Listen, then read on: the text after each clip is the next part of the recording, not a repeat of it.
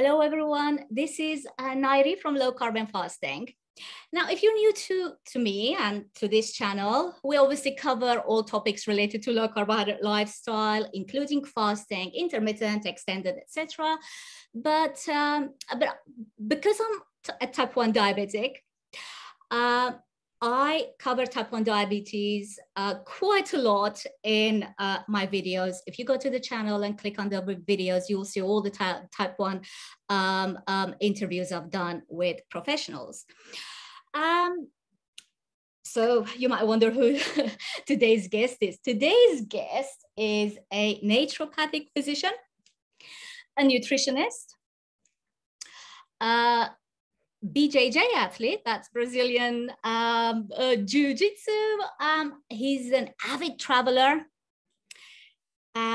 He's an US Army veteran from Connecticut, and he is type 1 diabetic. So of all the things I could talk to him about today, including his extraordinary travels, I've chosen to talk about type 1 diabetes because we need to raise awareness of type 1 diabetes. There are so many people out there who still don't know about type 1 diabetes. They mix type 2 and type 1 together. They don't know how to manage it properly. So today's conversation is going to be very exciting. I'm seriously excited about it. We're going to cover everything related to type 1 diabetes. Dr. Ryan Attar, welcome to Low Carbon Fasting. Hey, yeah, thank you so much for having me. Yeah, I'm very excited to have you. And thank you so much for accepting my invitation. Well, one word I missed in my introduction, you're not only type 1 diabetic, you're an exemplary type 1 diabetic. Thank you, thank you. You are exemplary. You have perfect control of your type 1 diabetes. But let's start with your diagnosis story. So you were... And you know what? One thing I want to say, though, is that I don't think what I do should be called exemplary. It should be called just normal. I have normal blood sugars. Yes, you have normal blood sugars, and your A1C is in non-diabetic range, which actually should be normal, but it's unusual. That's the reality. Yeah. Still unusual among type 1 circles. So, so you were a young man, healthy, fit. Yep. You were a captain in the US Army, and I believe you were deployed somewhere, and then bam, you fell ill and you were diagnosed with this life-changing condition with type 1 diabetes. So tell us more about how you were diagnosed. Yeah, so I was age 27 and I'm 42 now. And when I was diagnosed, I was in the Army and stationed at the time in Germany. So we have a lot of American bases all over the place. We tend to never leave wherever we go. So we're still in Germany too.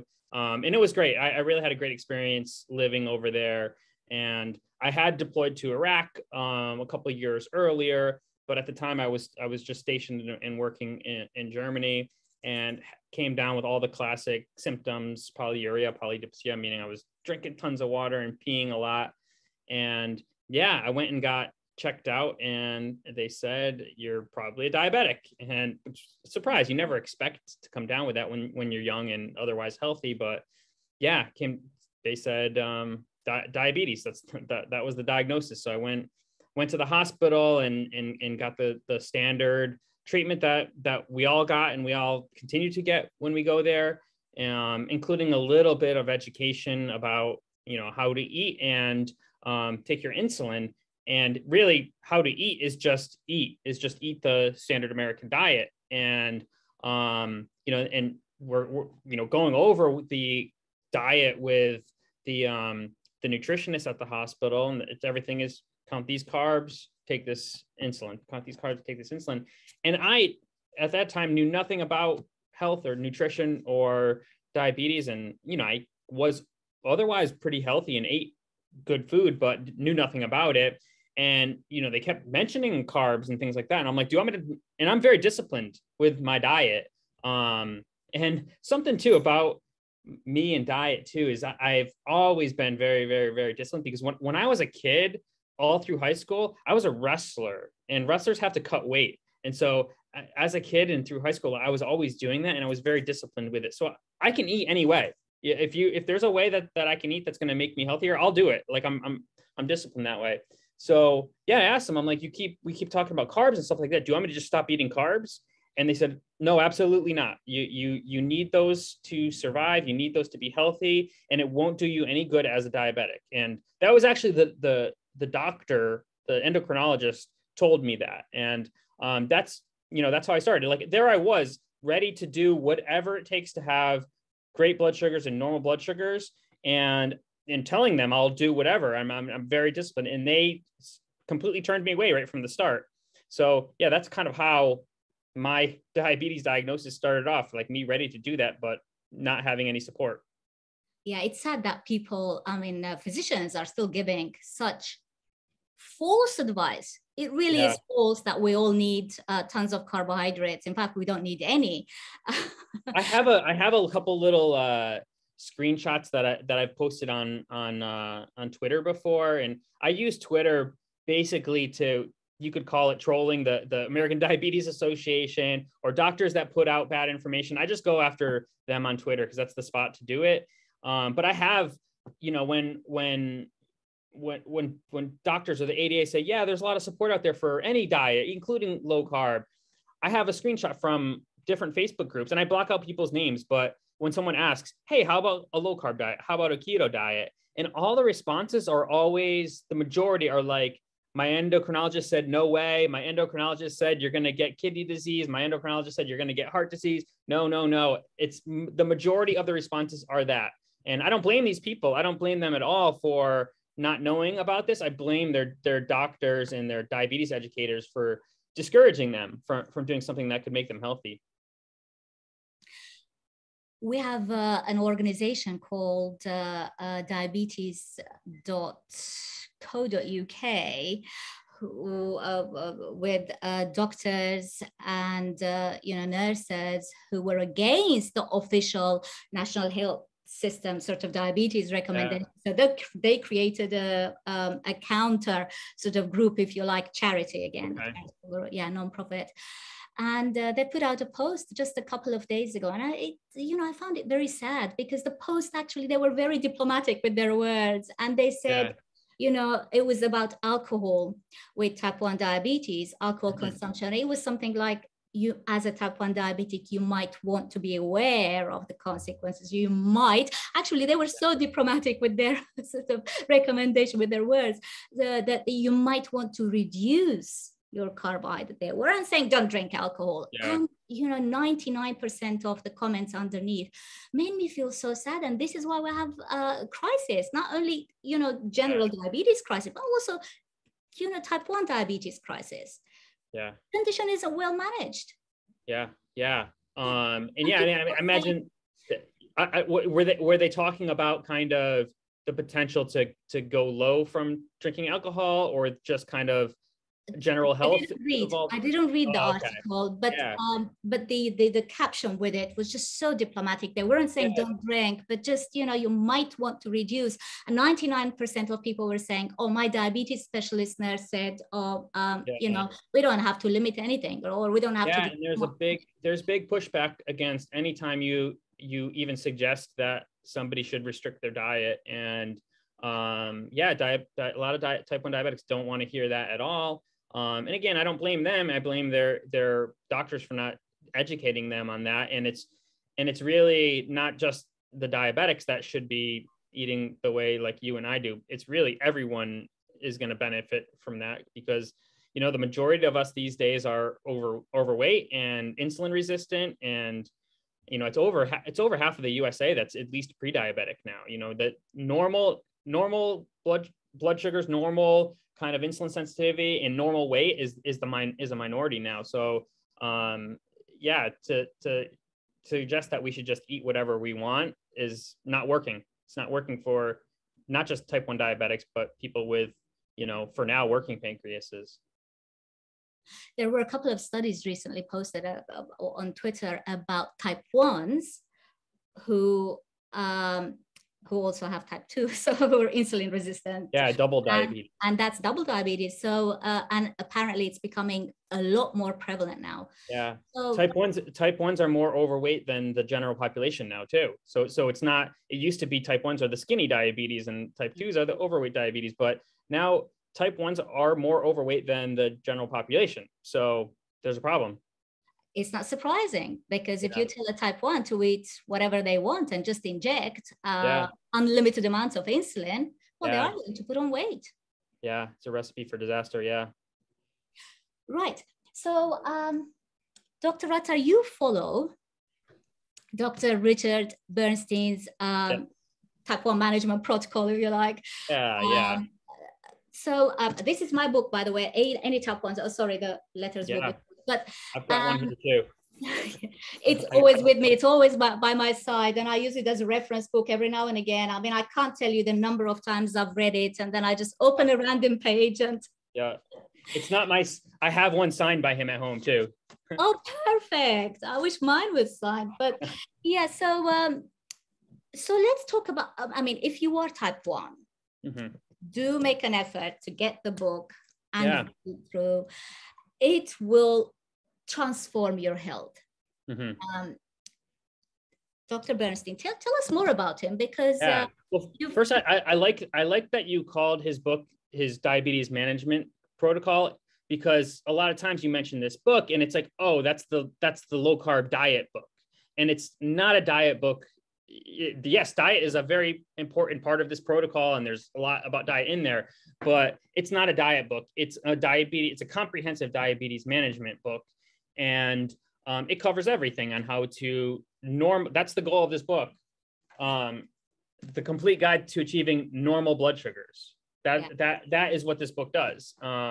If you can achieve normal blood sugars otherwise, go for it. But, you know, really, this is the only way that I've found that works to truly normalize blood sugars.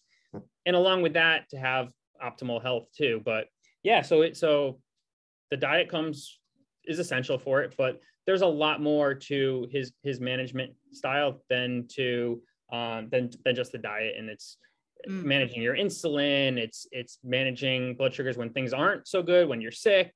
It's, you know, what types of insulin to take, how to take it, how to dose it, and so on. So it's comprehensive. It's very comprehensive. I said I have it by my bedside, and then every now and again I just open a random page and I go, I don't remember reading this. I've probably read it like 100 times so far, but you always discover something new. So I use it as a reference book. He covers everything from type 1 diabetes complications to how to manage them, how to prevent them, how to avoid them, types of insulin, detailed information about the different. If there's someone watching and you're not, you know, want to pick up a boring almost reference book, I would still suggest that you do, but he's got, like, I don't know, hundreds now of videos on YouTube covering basically everything from the book. So yeah, just any topic, if you check his YouTube channel, he's probably got a little video on it. There's that. And then once a month, he's doing a teleseminar. So you could send him a question too, if you're curious about something. And he usually replies, it's in the book, and then gives his reply, because it almost always is. But yeah, he does that. And then, of course, the documentary that came out this past fall as well, The Diabetes Solution, that is basically about everything he does and the people that are following this. So yeah, there's a lot of other resources for Dr. Bernstein as well out there. Yes, and you featured in his documentary, right? Yeah. My friend Bethany put the documentary together, and they interviewed me in it and a few other names in the diabetes world, and yeah, came out really, really, really good, I think. Do you know where it's available? I haven't seen the documentary. So it's on a few different platforms. You can rent it on Amazon Video. It's like $3 or $4 or something like that. If I haven't run into anyone who has this streaming service, but I know some people do. Oh, sorry, my phone just. There's a streaming service called Gaia, and it's just streaming on there. You can watch it, no problem. So if anyone has the Gaia network, you can definitely watch it there. But otherwise, Amazon Prime seems to be the way to go to rent it. Yeah, Amazon Prime is fine. I think that works for most people. Okay, so if you haven't heard of Dr. Bernstein, and this is the first time you're hearing of him, who is he? Tell us a little bit. Okay, so yeah, he's 88 years old right now, and type 1 diabetic since he was 12. And he, from his diagnosis to, before he got his blood sugars under control, the management of diabetes was not very good. I mean, even you, 40 years for you with 4 with type 1. Yeah. 40. Yeah. So even your initial kind of half of your life was not, there just wasn't the resources out there, or nobody's even doing it the right way until, fairly recently. But so, it was like the 1970s, and he was having all kinds of complications already. And he was an engineer. He wasn't a doctor. He was initially an engineer, and he wanted to understand how we could do better, how we could better manage his blood sugar. So he got a hold of a glucometer from his wife, who was a doctor. At that time, you had to go to the doctor's office to get your blood sugar checked, and there was no home testing. Was it like that for you as a child? It was rare. I remember having a glucometer, but I don't know what age I had one. Initially, I didn't. When I was very little, I don't remember ever having it. But even later, when I had it, it wasn't something I did like multiple times a day, which is what you should do if you're still using a glucometer. I remember just every now and again, I would check it, which actually is just data, useless data every now and again. Yeah. So yeah, he got a hold of that glucometer, and using his kind of engineering mindset, he started testing his blood sugar with different foods, taking his insulin differently. And at the time too, you just kind of took insulin several times throughout the day and then ate around that. And there was no basal bolus.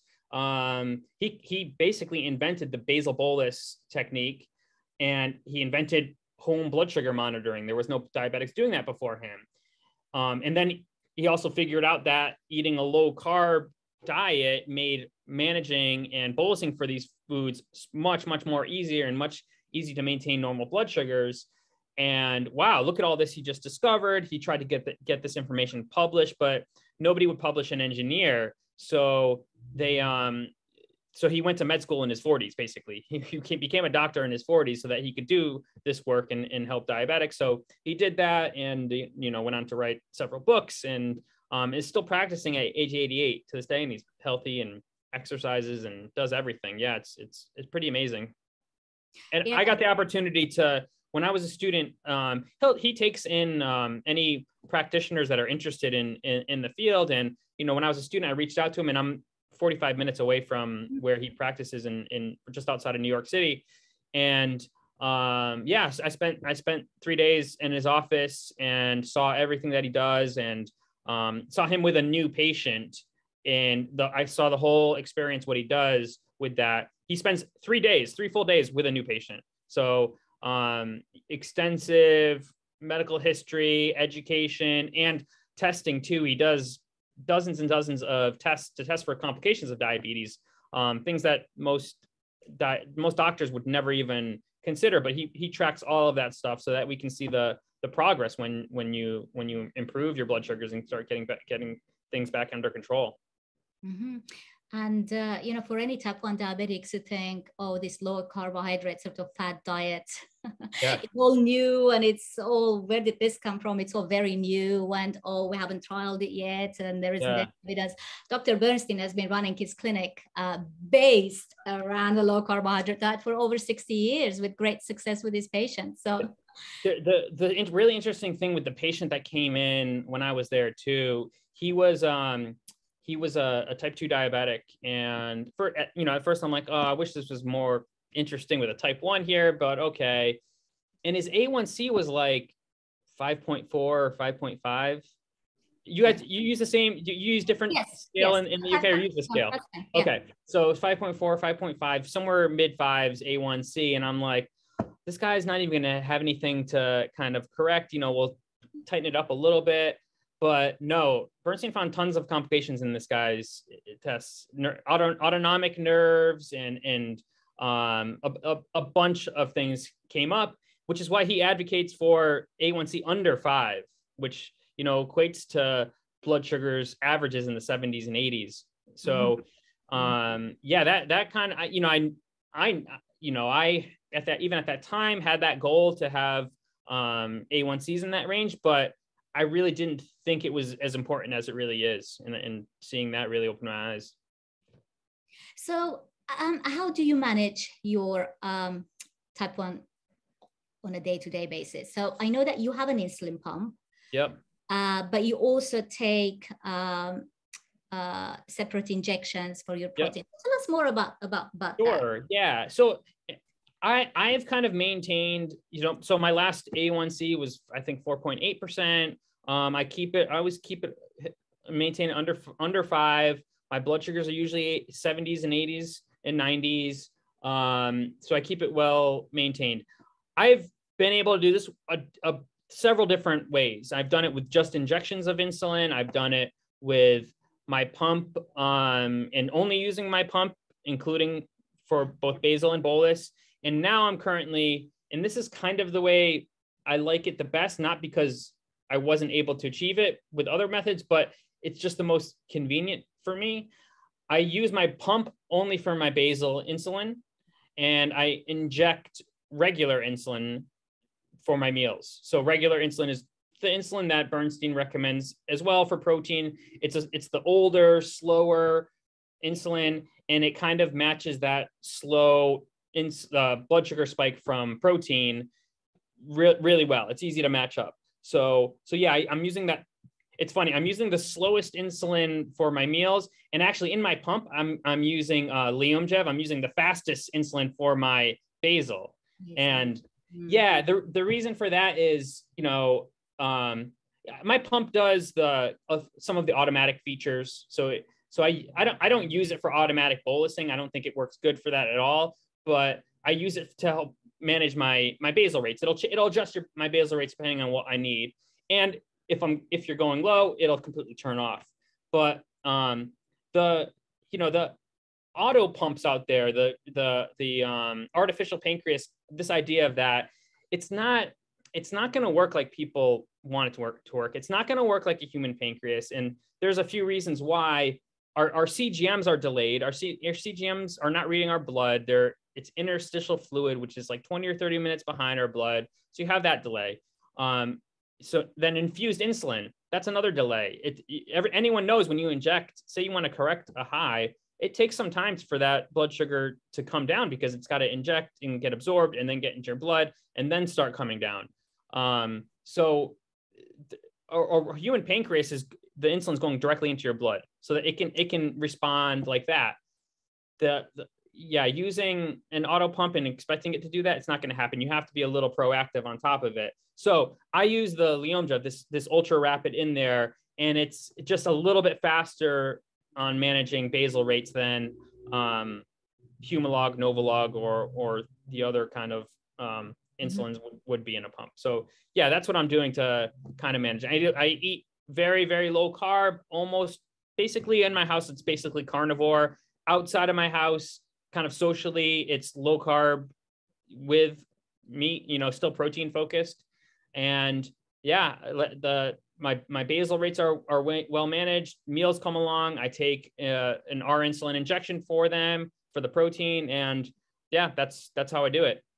So you're using the injection mainly for the protein. So how do you cover the carbohydrates? Say 10 grams of, I don't know, total carbohydrates in your meal from vegetables, low carbohydrate vegetables, but you should still count for those.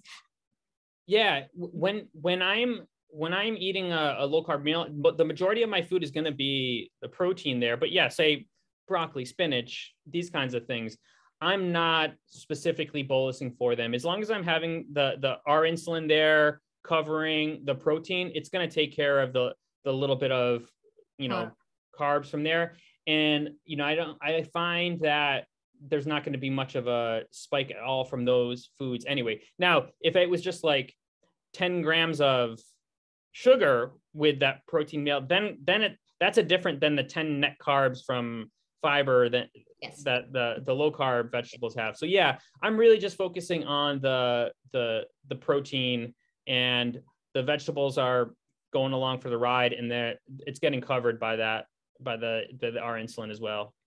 Yeah, my story is very similar. My meals are mainly protein based.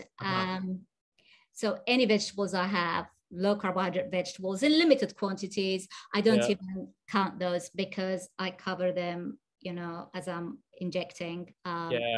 for the protein. Yep. I don't use injections. I should have said pump. So I use my pump only. Yeah. And again, it's possible to do it with a pump and with So some type of insulin. So yeah. And you do like an have to extended figure out. bolus? You do an extended bolus for the protein? No, it doesn't work. I've tried the extended bolus. Yeah. I mean, my pump, but the Omnipod gives me up to 8 hours of extended bolus coverage, but it just doesn't work for me, because what it does is it actually gives the set amount every hour. But protein doesn't necessarily work that way. So it's not even digested that way. So I've tried everything with all different types of protein. And I figured that I need, for some types of protein, I need, a certain amount of sort of bolus while I'm eating, or even up front. And then an hour or two later, another bolus, and that's it covered. So I do it manually. I manually manage it. Yeah, no, that works. That definitely works. I was using the extended on mine, the extended bolus I want, and I was able to make it work. And yeah, it's possible. I just like the kind of set it and forget it of just, I take the injection and I'm free.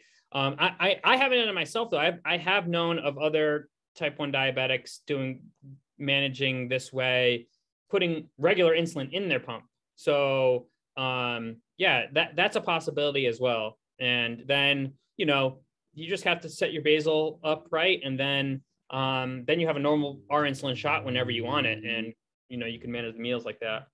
That's interesting. I haven't heard of that one before, but regular insulin is really slow. So how would that work if you're having very slow insulin for your basal as well? Yeah, I mean, you just have to time it. So, it's slow, but it's still, say you have this morning blood sugar spike and you need a higher basal rate when you wake up, you would just have to back up your basal rate by however much you need, and then it'll be there ready for you. Yeah. That's interesting. You see, that might be something I might consider for the future. Yeah. It might be something that could potentially work for me, because I don't want to do manual injections. Yeah. I really do not want to do manual injections. You see, unlike you, 12 or 17 years of the type 1 diabetes, I've been type 1 for 44 years. I really do not want to go back to manual injections. Yeah. I mean, that's one thing that could potentially work for me too.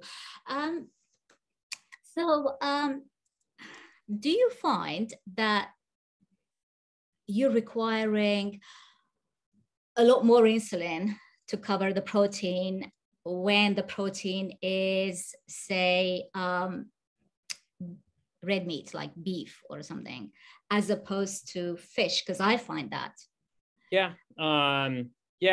Definitely. There isn't like a good formula for, there's kind of a supposed to be good formula for carbs, like this, your insulin to carb ratio, you just count the carbs and do that and you're great, but it doesn't work at all. Anyone who's tried that and then tried this knows that it doesn't happen. With protein, it's easier. It's definitely easier to manage, and you're taking less insulin. It's easier to match up, but it's really, you have to do a bit of trial and error with different types of protein and at different times of the day, because we kind of have slower digestion at night, and having big grizzly steak at night can kind of be a slow digestion, and you might see blood sugar spikes late into the night. So yeah, like beef tends to digest a little slower. Not to discourage anyone from eating beef, because I think it's one of the best things we can eat. Pork, chicken, a little bit faster than that, fish even faster than that. And, maybe like whey protein, if you did whey protein, that's really fast digesting. Mm-hmm. So you have to keep that in mind, and when you're dosing, and it's easy to do. Like they're all doable. They're all doable to have normal blood sugars after, but you have to kind of look at each one separately and come up with a ratio for yourself. Mm-hmm. Bernstein starts at half a unit of regular insulin for every ounce of protein food. So not counting the protein, but counting the piece of the food. So like, so a 6-ounce steak would be 3 units of our insulin as his starting point. It's not supposed to work for everyone, but that's where you kind of start and see, do you need more? Do you need less? And then also too, when do you inject? Do you inject right with your meal? Do you need 20 minutes or so before the meal? Do you even need, are you a slow digester and you need to inject after your meal too? So there's a couple things you can vary there to make it work. And also depends on what type of insulin you're using. So right, yeah. And it's, you know, I know a lot of type 1s that do what you do and take a separate injection later on, and you know, that's what they found has worked, and yeah, that's fine too, and yeah, I think that's great that you've figured that out. Yeah, and I mean, you know, the glucagon response we get to protein, that's so much larger for me personally. When I eat ground beef, for example, one of the healthiest and one of my all-time favorites. Yeah. But that glucagon response I get immediately after, literally 30 minutes later, massive rise. So if I'm eating ground beef, I have to take insulin 30 minutes before I eat. Yeah. Then monitor very closely and take maybe 2 more boluses in the space of 2 hours or 3 hours after I eat. Yeah. But with fish, for example, it's a completely different story. So again, I think once you have the knowledge and the empowerment as a type 1, you can have the confidence to try things and see what works for you. Because our digestive systems are completely different too. No two people are exactly the same. So you know what's you know, we're kind of people that eat the way we do and manage our diabetes this way. We kind of get really into this different proteins and how they digest and what they do to us. But those proteins are doing that to the high carb people too. You know, they're just ignoring it, not ignoring it, but it's getting masked by these big blood sugar spikes up and down and massive amounts of insulin. Proteins doing the same thing in them as well. We just have taken all the other kind of variables out, and we're just seeing that spike instead. Yeah, we were told not to count for. I mean, I didn't even. It's like a freebie. Protein is a freebie. Protein and cheese, for example. I mean, cheese. If I indulge in cheese, I love cheese, and I'm talking about good quality cheese, like real good cheese. Yeah. And I love it. But if I indulge in it, you know, it's gonna make me insulin resistant temporarily, for the rest of my life, temporarily, and then I have to, you know, address it. So but we were never told any of these. Just count your carbs and that's it. Everything else is, you know, free food. Nothing is free food if you're type 1 diabetic. You have to be aware of that. No, totally.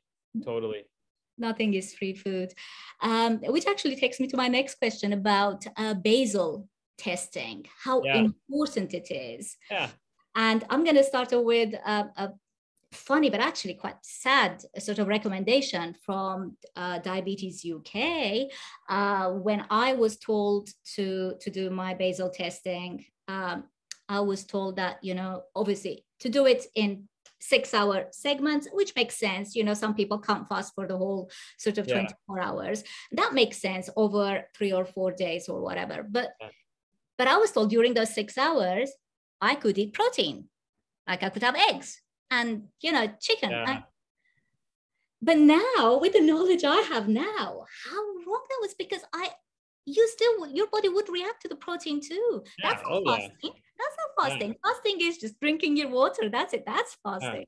And well, you know, I'm not glad that they're doing your basal testing in the UK that way, but I feel like most Americans aren't even doing any kind of basal testing. At least the ones that I talk to, I mentioned this to them. I'm like, have you done a basal test? And no, what's that? You know, when I go to my endocrinologist, they just say, oh, maybe add a little bit more here, take a little bit out here, and that's it. But yeah, it's and I think most don't even realize that your basal insulin covers everything but the food. You know, it covers your blood sugars, and yeah, when you kind of say it like that and say, take away all the food, how is your basal rate? And a lot of people right off the bat will be like, oh my God, I can't do that. I'll go low. And then, okay, so you're eating to cover your insulin. You're not taking insulin to cover your food then. So you automatically, we know you have too much basal insulin on board if you can't possibly skip a meal because you know you're going to go low. But yeah, your basal insulin should cover all your blood sugars in the absence of food. So doing a fasting test is, I think, essential for type 1s to do. Of course, doing it safely and being ready for a low and correcting. But yeah, like that, when you have that dialed in too, when you have the right basal insulin in, it makes managing the meals a lot easier because now you're just dealing with that meal. You don't have this extra insulin on board. And then it also makes, you hear about a lot of issues diabetics have with like exercise and going low, and alcohol too and going low. But when you have a good basal rate, you still have a potential to have some blood sugar issues during those times, but it's much, much less severe if it's there at all when you're using the kind of the perfect amounts of insulin in the background instead of these excessive doses. Yeah. Yeah.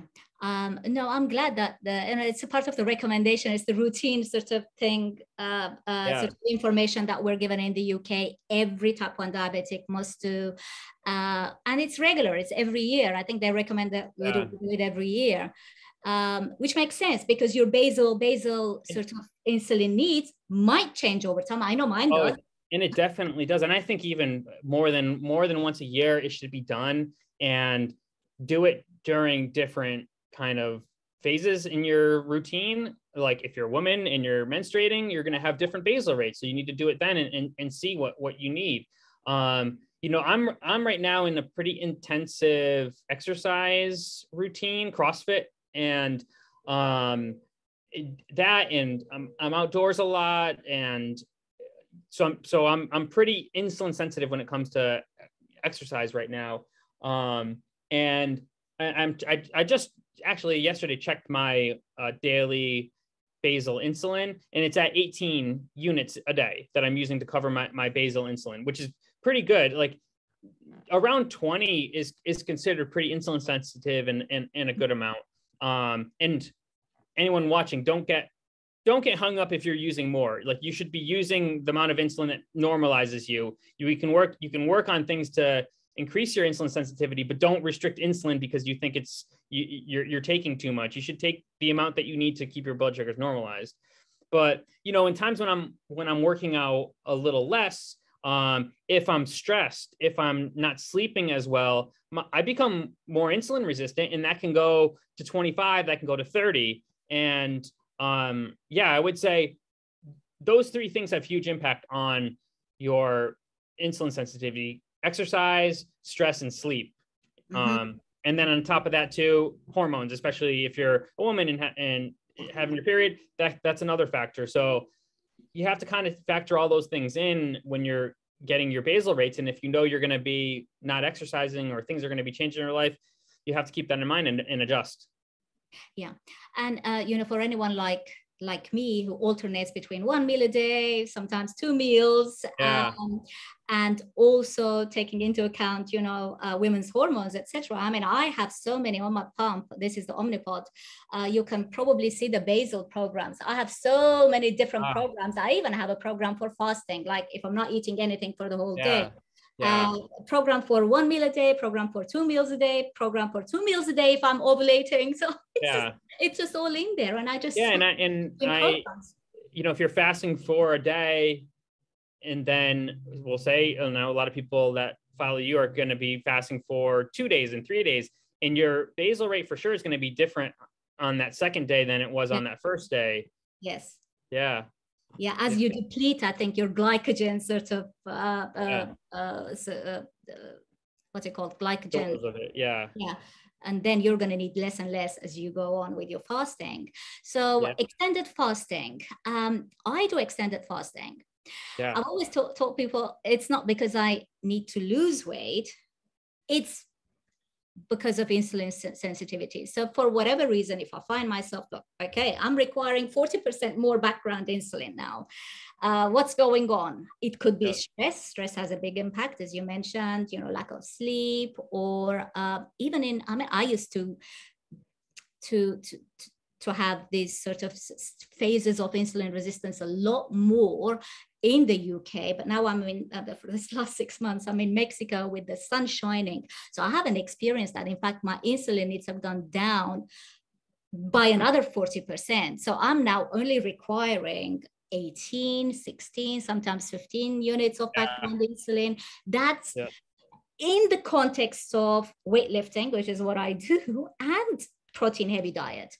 So I know I am insulin sensitive at the moment, so I am not engaging. I have no reason, no weight to lose. I have actually no reason to do an extended fast. But when I was in the UK, this wasn't the case. I would just get, you know, up to 30 units, and 30 units for my build, petite, it was too much. 40% rise in your background insulin needs is too much. So the only way I could solve that problem was through 90-hour fast or 100-hour fast, which is the longest I've done. I've written a blog about it too. Do you come across other type 1 diabetics who are doing extended fasts, and what is their motivation? Yeah, well, extended like you're doing, I haven't encountered very many people doing that. I don't have a problem with it. It's just, I just haven't seen too many people doing it. The intermittent fasting thing is almost becoming like the norm with most people these days, which, you know, I've seen quite a bit of. You know, for myself, I've kind of always but even before it became a thing, even before I knew anything about health or anything, I kind of just naturally intermittent fast. Like, I don't know, I've never been someone that wakes up and feels I need to start shoveling food in my face. Like I'm fine. I like that feeling of being fasted, and so I've kind of always done that.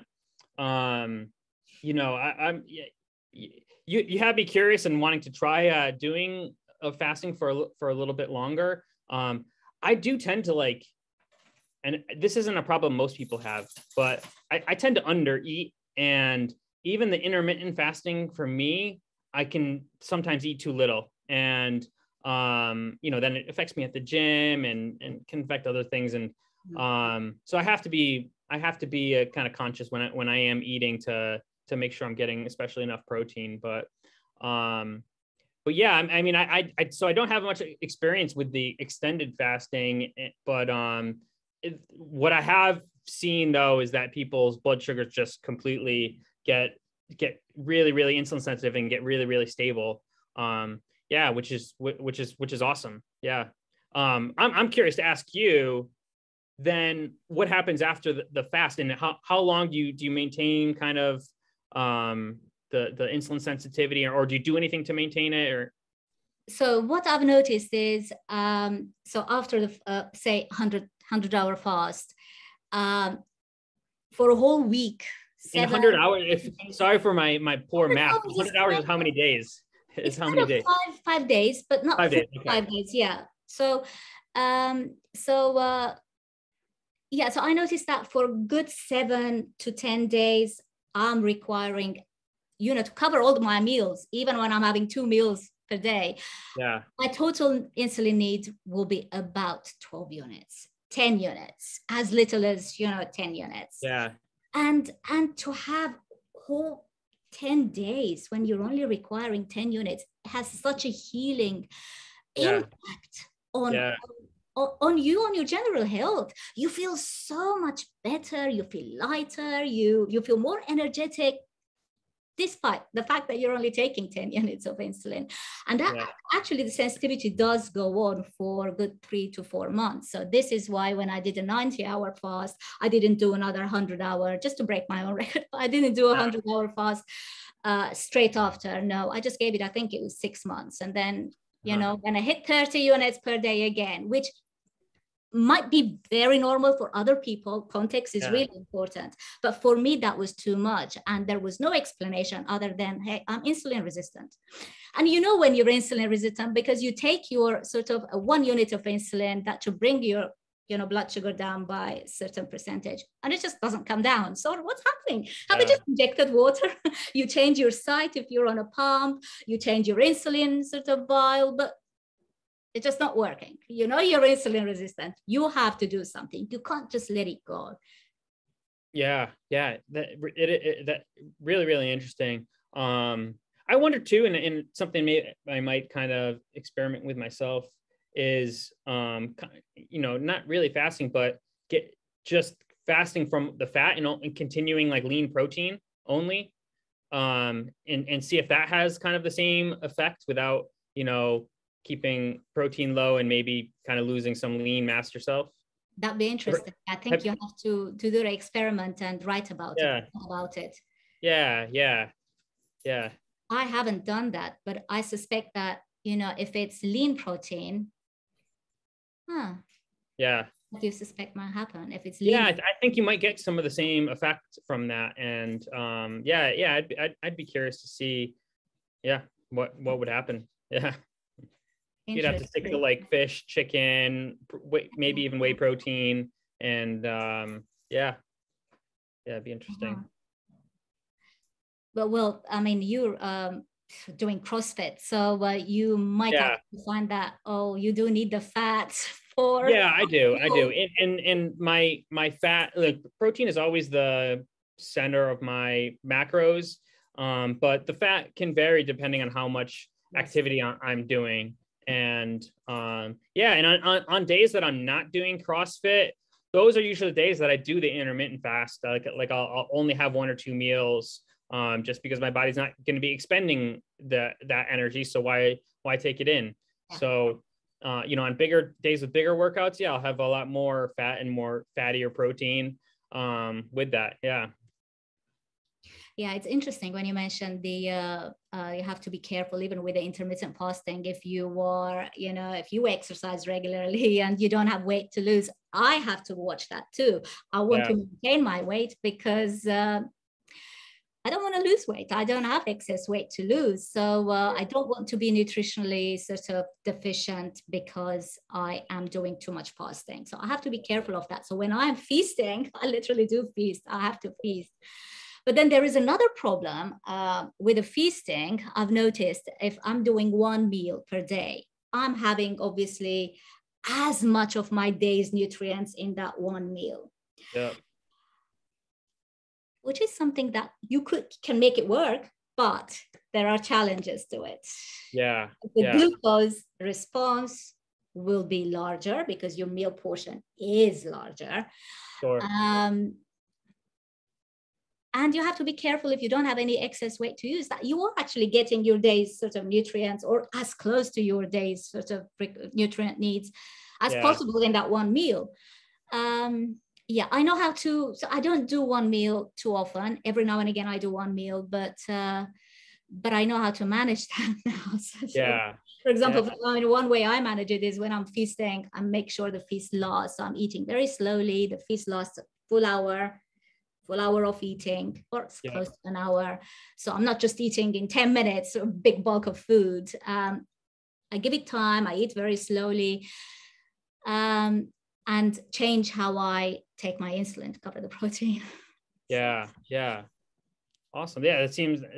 It seems like a smart thing to do, and it seems kind of like it fits our biology. Like the human animal would have been without food for periods of time and have lots of food for periods of time. So I think we're meant to kind of go back and forth between that. Yeah, we certainly weren't designed to be snacking every 2 hours. Yeah. Diabetic or not. Yeah, definitely.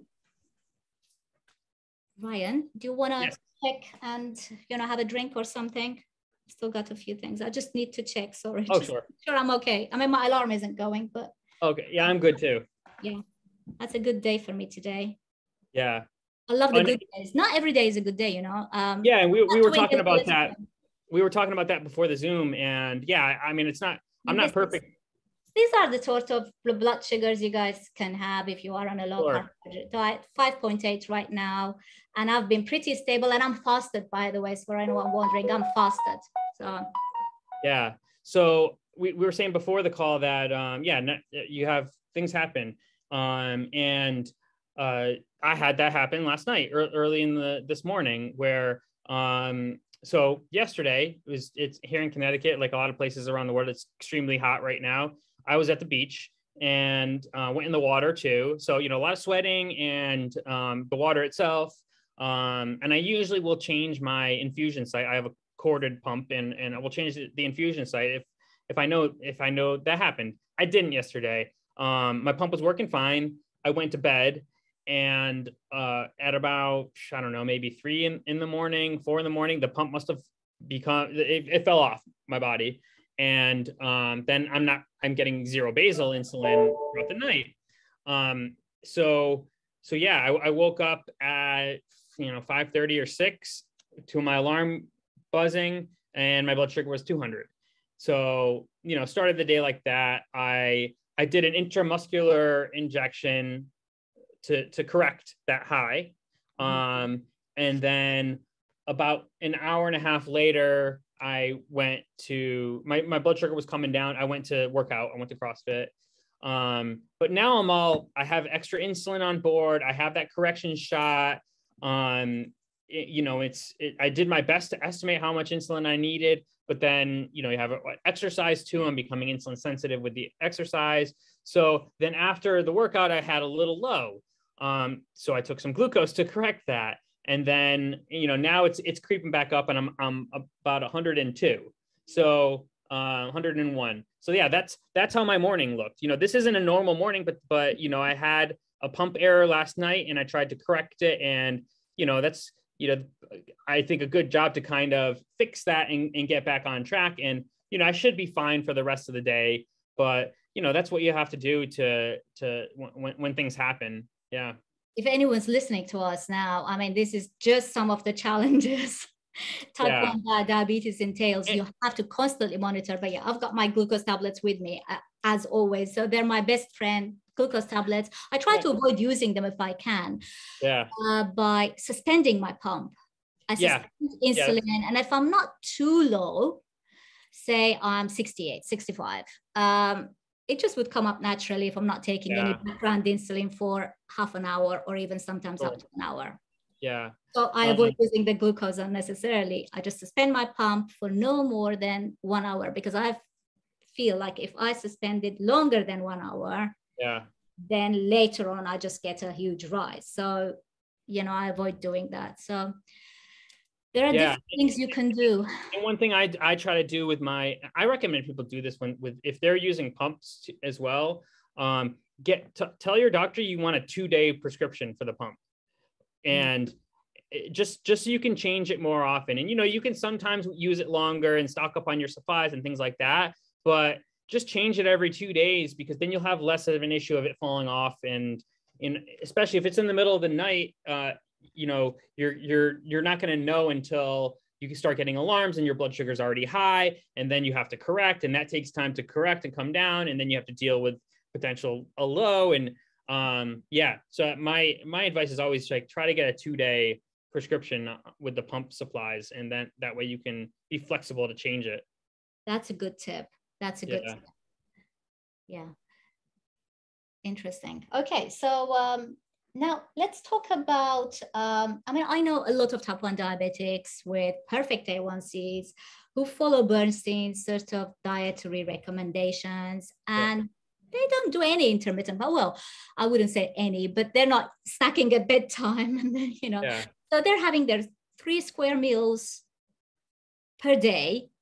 They have perfect blood sugar control. So, hearing us talk about fasting, don't think that, it's something you must do to have perfect blood sugar controls. No, it's something else you can do to perhaps optimize your health or regain insulin sensitivity. But I know you can have perfect blood sugars, having 3 set meals per day, no snacks in between, and most definitely no snack, not even cheese or nuts at bedtime. Yeah, totally. Yeah. I think you should be able to, I think some people may do that and then, feel they're using a lot of insulin. They feel they might be insulin sensitive. And yeah, they might want to consider fasting therapeutically, you know, and like think of it that way. Some people just might be more insulin sensitive and not have to deal with that, or maybe they sleep better, maybe they get more exercise, maybe they have less stress, and there's a lot of factors there. And yeah, and I think the important thing is that like diabetics shouldn't be afraid to do a fast if they need to. And again, like you should do fasts to test your basal rate. Like that's an essential part of management, I would say. But yeah, I think it's something, yeah, definitely not to be afraid of, but use it if it's benefiting you. Yeah. And if you are a menopausal woman, you should do it because your hormones are changing rapidly. So you should do it once a month, or at least once every 2 months. Yeah. But it all comes down to empowerment and knowledge, and many people just aren't supported by physicians, and that drives me crazy. I mean, it's the situation in the UK is very similar to the US. ADA still not recommending low carbohydrate diet. They just mention it as, you know, one option if you want, you know, if you want to be healthier, just, you know, that's something else you can do, but it's not the default recommendation. It's the same in the UK. I don't understand why it wouldn't be a default recommendation, because we don't have functioning pancreas. So, yeah. It's they're still dragging their feet on this kind of stuff. And, you know, I've even seen it, you know, just by these organizations discouraged for type 1s because of the potential of having a low blood sugar, and which is ridiculous, you know. And yeah, actually they might be right, because they're offering no support on how to actually go about doing those diets. So yeah, if you don't change your insulin and you go on a low carb diet, you're going to go low. You definitely are. And I don't call lows hypoglycemia. I call it an insulin overdose. So yeah, you're taking too much insulin and you just overdosed on that medication. And, you know, a low carb diet is going to need a lot less insulin, a lot less of that medication, and therefore less chance of an insulin overdose and less chance for a hypoglycemia. Yeah. And insulin overdose is more common, of course, in people who are eating, you know, starches like pasta. I remember I was there after pizza, no matter what I did, just I would have a huge spike and then a massive crash. And of course, as I'm crashing down, I would start feeling hypoglycemic, even if I weren't hypoglycemic, but I would start the same symptoms.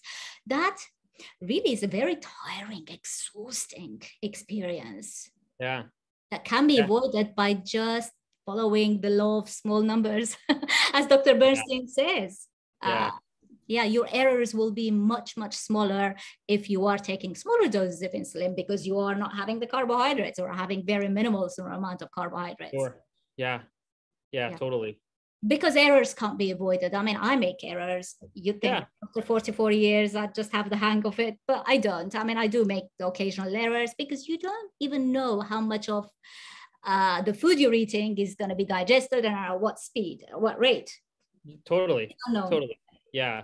The law of small numbers and kind of being as predictable as you can does the best to mitigate that, but there's going to be times that you have to correct. And you know, with the low carb approach, it's like you kind of have your lows, you have high lows and low highs, basically. Yes. You know, so they're easy to fix. Yeah. So which actually takes me to blood sugar fluctuations, because they are isolated from your A1C level. It's your blood sugar fluctuations that also have a big impact, perhaps even bigger impact on your health and diabetes complications. Yeah. Tell us about those blood sugar fluctuations, because I know people with good A1Cs, and then you look at their CGM, they're high and low and high and low, but of course their A1Cs comes up normal. So yeah. Well, normal probably, you know, 5.8, and they're told that they're doing an outstanding job and they're good. But the high blood sugars are the root cause of all diabetic complications. That they damage our every cell and organ in our body. So avoiding that is how you avoid all the long-term complications of diabetes. And it's even, if you just look at the guidelines for, because they're kind of moving away from A1C so much. The American Diabetes Association, probably your diabetes association as well. And because A1Cs are so bad amongst type 1 diabetics, they're stressing it less. And now it's the whole time in range thing. And that's their big stress. So the American Diabetes Association wants you between 70 and 180. Exactly the same in the time in range. And they say on top, that range is already bad enough. Like, yes, that is that is diabetic blood sugars. 180 is more than double a normal blood sugar. That's not healthy. It's damaging our bodies. So they say 70 and 180, 70% of the time. So that's for the UK followers, so that's between 4 millimoles and 10. So if you're under the sort of illusion that, if you're running just under 10, 9 all day long, you're in range and you're doing very well. No, think again. So they're not even saying, even if they were to say 100% of the time you're in that range, you're going to be healthy. They're not even saying that. They're saying 70. So that's, I guess, 6 hours out of the day that you can be above 180. It's insane. And yeah, that's why complications are basically inevitable in type 1 diabetics, because those of us that are truly normalizing things are a very, very, very small minority. And the vast majority of diabetics are following that range, and these high blood sugars are damaging their retinas, they're damaging their kidneys, the autonomic nerves. You before the call you mentioned gastroparesis, and that's neuropathy to the autonomic nerves that control your stomach. And so once those are damaged, now you don't have a predictable digestive system, which it makes blood sugars even worse, because food sitting in your stomach, you just took insulin. Now the insulin's working and you're going low. So you take glucose. Okay. Now the food's digesting and the blood sugar goes back up, and it makes it really difficult to control blood sugars once you have damage to those autonomic nerves. Not to kind of discourage people who might have these complications out there, because these nerves do repair themselves. However, you need normal blood sugars for that to happen. Otherwise, any new growth is going to just be destroyed by high blood sugars. So it can be a challenge at first when especially with gastroparesis, if you're dealing with kind of high blood sugars and that. But it's crucial that you do normalize things if you want those things to heal and get better. And Bernstein has a whole chapter in his book on gastroparesis. Full chapter on how to manage gastroparesis. Yeah, it's a real problem. Yeah, it is a problem. It is a problem, because then it adds to the unpredictability. You don't know. So that's delayed stomach emptying. So because of the nerves, the damage in the nerves. Yeah. Vagus nerve, I understand. Exactly. So it's an added challenge that we can actually do without. Yeah. It is. But it's something that if you have that, that should be more motivation to just kind of get that under control and fixed before things get worse. And it's gonna help hurt your health in other ways. So it's possible to get these under control. Yeah, it's a challenge, but it is very possible to do. And so anyone out there that has these kinds of issues, you definitely can deal with it and get things better. Yeah, and there are detailed tips in Bernstein's book on what you can try to solve your problem. What was I going to talk about? CGMs. Yeah. Use a CGM. How important is your CGM to you? I couldn't live without mine. Yeah, I think it's great. And it's like, how would I have known at 3 a.m. that I had a high blood sugar last night without it? And hey, Bernstein, there's a misconception that he doesn't like pumps and CGMs. He's fine with all that stuff, but you have to know the limitations of those devices. But before CGMs, he would have people wake up in the middle of the night to test your blood sugar. Mm-hmm. That's not fun to do. But how else are you going to know what you are at 3 a.m. if you don't test? But yeah, I think they're amazing, and they're getting better and better. I'm using the Dexcom, and you're using a Libre, I think. I'm using the Libre, and I will use this opportunity to actually, share my frustration about it. Yeah. You go on. So you generally I find the latest Dexcom is pretty accurate, and I've been happy with it. Now, they're like I kind of mentioned before, the CGMs are not measuring your blood; it's measuring interstitial fluid. So it's like 20 minutes or so behind your blood, and that's always important to keep in mind, especially if your pump is linked into it. You got to keep that in mind. If you're dehydrated, your CGM is gonna be off too, because that fluid is now more concentrated when you're dehydrated, and it may look like your blood sugar is higher than it really is. So you may see that and then take insulin, and you really didn't need that insulin. You were just dehydrated. It's important, if you do make, big corrections, to check your blood sugar with a finger stick to be sure. And there's also like the pressure lows. If you lay on top of it in bed, it may look like you're low. I also find too, I don't know what the latest Libre model is and how that is, but I find they tend to run a little higher. So I've had a few patients that are using a Libre, and they're seeing these high numbers, and we finger stick and it's much lower. We check their A1C; it doesn't represent those higher numbers. Are you finding that with the Libre? Well, I'm on the 2. I believe you have the 2. So now in the UK, Libre 3, which is even smaller, is available, but I don't believe it's available in the US just yet. So I'm on Libre 2 with the alarm system. Yeah. It's different for different people. Yeah. But mine is good. I would say 99% accurate. Oh, that's good. That's apart from day 1. So the first 24 hours aren't always accurate. And the last day, for some reason, the very last day. So when I'm just, heading to the last few hours, it just plays crazy.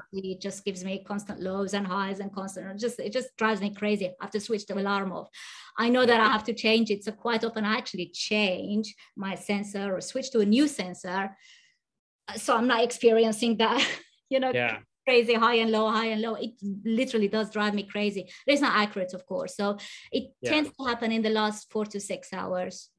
That's good. That's good. That's good that it's accurate for you. And people have to double check. And if it's like you and they're finding that it is accurate, and then that's great. And if you're in a routine and you're seeing a number that you scratch your head on, definitely double check with a finger stick and verify it and see.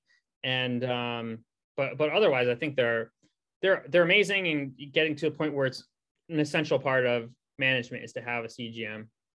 Yeah, double check if something doesn't make sense, and especially if you don't have hyper awareness, or you don't have much hyper awareness. So it might be worthwhile checking with a lot of diabetics don't like that non-diabetics are getting CGMs now, but I think it's fine.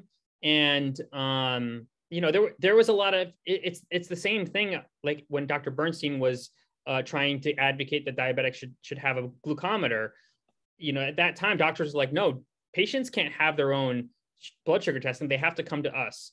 But I'm glad that now even CGMs are getting more accessible. It's going to mean that the prices are going to get better. There's going to be more different companies coming up with them and more competition. It's just going to be better for diabetics that more people are using them. And there's a kind of funny social media account, the Blood Sugar King. Have you ever seen that guy? He eats different foods. He's a non-diabetic. He eats different foods and just shows what spike it does to him. And Blood Sugar King. Oh, I didn't know. No, but there is another one on Instagram who does exactly the same. Glucose Goddess. Okay. All right. Yeah. Yeah. It's and again, a lot of diabetics don't like this, and they're like, "Oh, I can eat this food. I just take my insulin, whatever." No, it's just showing you how much that food has effect on a non-diabetic, which is informative to us too, because that drives how much insulin we're going to need. That it drives how variable those numbers are going to be after. And yeah, so it's interesting to watch those and see the effect of those different foods. I mean, we know what those foods are. That's why we eat this way, but it's a really nice to see that kind of practical demonstration. What are those foods? Let's go through the list. I mean, it's rocket science. This guy's on his social media. He does literally everything. He does low carb foods too, just to show you that they're good. You know, rice, potatoes, sweet potatoes, fruit, you know, berries, and yeah, you'll see it all. You'll see it all, and what the good foods are and what the bad foods are. Yeah. Mm-hmm. We were talking about CGMs. What I don't like about the Libre is that their default system has from 4 to 10. So in your measurements up to 180, so 70 to 180 as the target range. So now I'm checking my graphs, etc. I don't want that to be my target range. I want to be able to maneuver the setting. It doesn't give me the option to change those settings. Even an alarm, high glucose alarm, you can set it to a specific number. So you want it to ring at that number, or alarm at that number,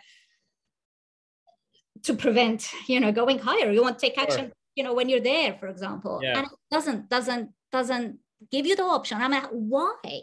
The options are there. I know. It's the same with the Dexcom. However, they do let you do that window 70 to 120. So 120 is the lowest you can set the high to. It's the same with Libre. Yeah, that really is just, I don't like that, because I don't want to hit 120 before I take action. Yeah, I would actually set it to 100 if I could, because by the time it hits 120, if you did a finger stick, then you're probably blood is 120 or 30 or 40 by that point. And so then you have to correct, and you have all these delays. So if I knew when I was trending towards 100 earlier, and, you know, I can always just manually look as well, and I do that, but getting that kind of alert, then you can get a head start on that and not have to deal with those corrections after. I recently put out a tweet about that, just shared my frustration, not for the first time, but that's, you know, it has to be more user-friendly and cater for, I think, all users, all diabetics, and those on low carbohydrate diet perhaps should have or should be allowed to have their own settings, because we're running on lower numbers, which isn't the standard. We're running on lower numbers. And it gets annoying, because like the low on the low end, the 70, you know, I start when I'm in the 60s, I start looking and watching, and kind of like you, I don't always correct if it's saying 67 and I'm a flat line across, and I'm fine. You know, low carb, we have fatty acids and ketones helping our body run efficiently, and our blood sugars naturally in a non-diabetic will run in that range. You know, it will depend on the context, and if it's 67 and it's plummeting, then I would correct it. But meanwhile, the alarm's beeping, and I can't turn it off when it's at that point. So it is kind of annoying. Yeah. Well, we talked, I think, about all things type 1 diabetes. But Dr. Attar, you're an avid traveler. Yeah. So how do you travel as a type 1 diabetic? Tell us about, you know, some of the challenges, because it's not easy. There was a cartoon the other day. I can't remember if it was in the type 1 grit group or type 1 normal, one of the type 1 groups. And the cartoon was of a type 1 diabetic traveling, and she was carrying literally everything, including the kitchen sink and the chandeliers in the house, because, you know, how do you travel? How do you solve some of the challenges of traveling, making sure that you have everything you might need? I did some traveling this summer, actually, and you know, I like take double everything that I think I might need. I traveled with my pump, and you know, I brought that, and so you know, even when I've been to 75 countries. I love culture. I love local food. I want to try and eat everything. And I still do that and eat low carb, because I think all the best kind of local foods are the protein stuff. I was in Spain this summer, and I'm eating all the smoked ham and seafood and all this stuff, and loving it. Yeah. And so, yeah, I mean, I actually don't find it much of a challenge. I just have to bring all that stuff with me, keep my insulin cool. I have a little cooler bag, or if I have a hotel with a refrigerator, I keep it in there. And yeah, I just double up on all my supplies. So funny thing is, at the end of, not funny thing, but it is what it is. At the end of this trip, at that time, you needed a negative COVID test to return to the USA. And I went and got my test. I had no symptoms and tested positive. So I had to quarantine for an extra week. And in the US. What's up? In the US, did you quarantine? No, I was in. So this trip was Spain, France, and then Morocco. I ended my trip in Morocco. I was in Morocco. So tested positive, which with no symptoms. You know, I like to think it's because I'm pretty healthy, and maybe COVID, I had COVID and just my body fought it off, and that was that. And you know, if you get COVID at any point, it's possible to test positive for like 3 months after too. So who knows when this was, but I was fine. So you had to quarantine for a week, and then you can go back even with the positive test. So luckily I had extra supplies with me. And, you know, I was fine to do that. I have been in situations in the past where I lost my insulin or smashed a bottle or whatever. And it's actually fairly easy to get insulin around the world. You know, the USA is one of the most difficult places to do that. But outside of the USA, it's really easy to walk into a pharmacy. You don't even need a prescription and just get whatever insulin that you need. And I have done that.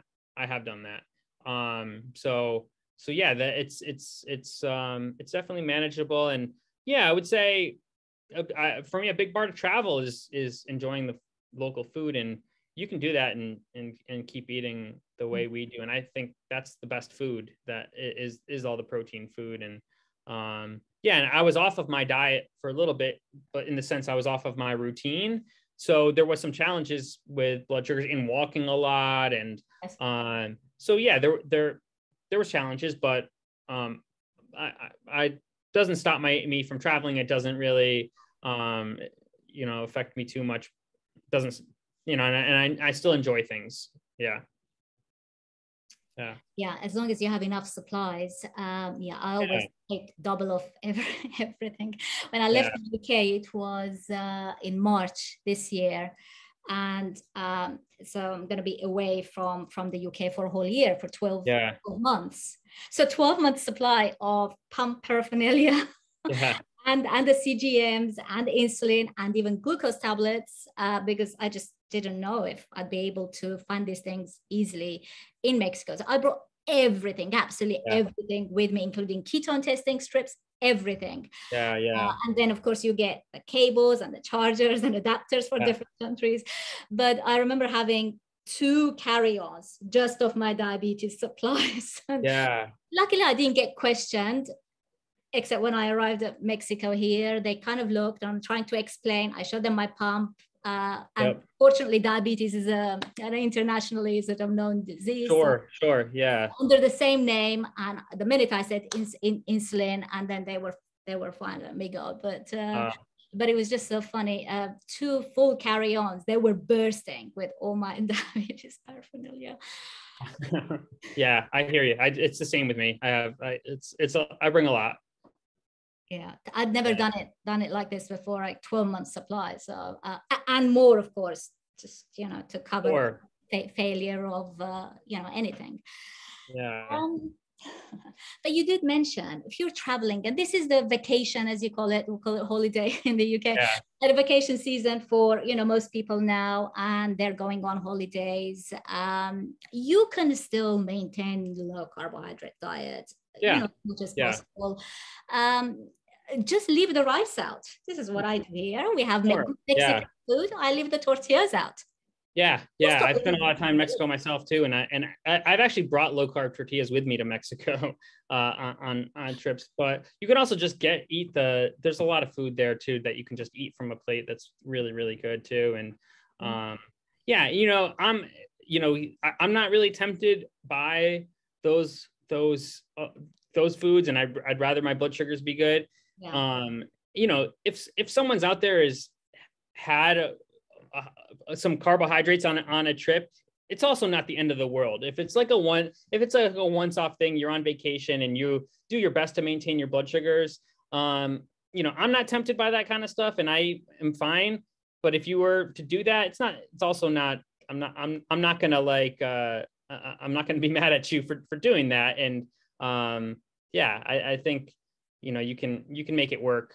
And again, it's easier to make work if you just avoid that stuff. But you know, a couple of times, it's not the end of the world for you as well.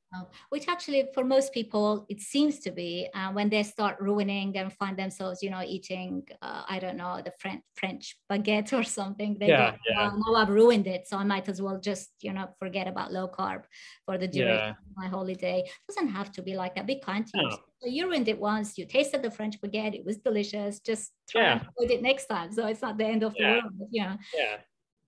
Yeah, totally. Yeah, I always say I'm not attracted to sort of carbs. I don't crave them. I can have them at the table and, you know, not touch them. But if you are tempted, if you are someone who has, you know, addictive sort of behavior and you are addicted to the carbohydrates, I always say to people, well, don't create that temptation for you. Don't order it. Send those tortillas. Actually, I do it for my family members as well. None of us eats the tortillas. We literally send them away, and they go, but it's fresh. It's made. No, we don't want them. Just take them away. So don't have the temptation there if you can't, you know, resist it. Yeah, totally. Yeah, that's it. It's like when they put the bread on the table at the steakhouse. You're just staring at it. Your mouth is watering. Tell them take the bread away. You won't miss it if it's not there. Yeah, exactly. And it's torture for some people. Yeah. Totally. Well, we had such a great conversation, an hour and a half. I'm so pleased you accepted my invitation. Oh, no, it was great to talk to you. Yeah. So perhaps we can do this again another time with maybe some other type 1 diabetics, and we can all share experiences. So, I mean, for the audience, you probably found out that, you know, Dr. Attar and I manage our diabetes on the low carbohydrate diet, but quite differently in many other ways. So there isn't just one way. This is what you have to do. You can, as long as you're managing it well, then, you know, you can even vegans, type 1 diabetic vegans. Yeah, I mean, protein is important, but if you are vegan, there's no way you're not, you know, you're changing, you're going to become a carnivore. Then you can still do low carbohydrates. Yeah, it's not that challenging. Anyone on any diet can do the low carbohydrates, especially if they are type 1 diabetics, and they will benefit from it. Totally. Well, thank you once again, and I wish you a brilliant day in beautiful Connecticut. Thank you. You too.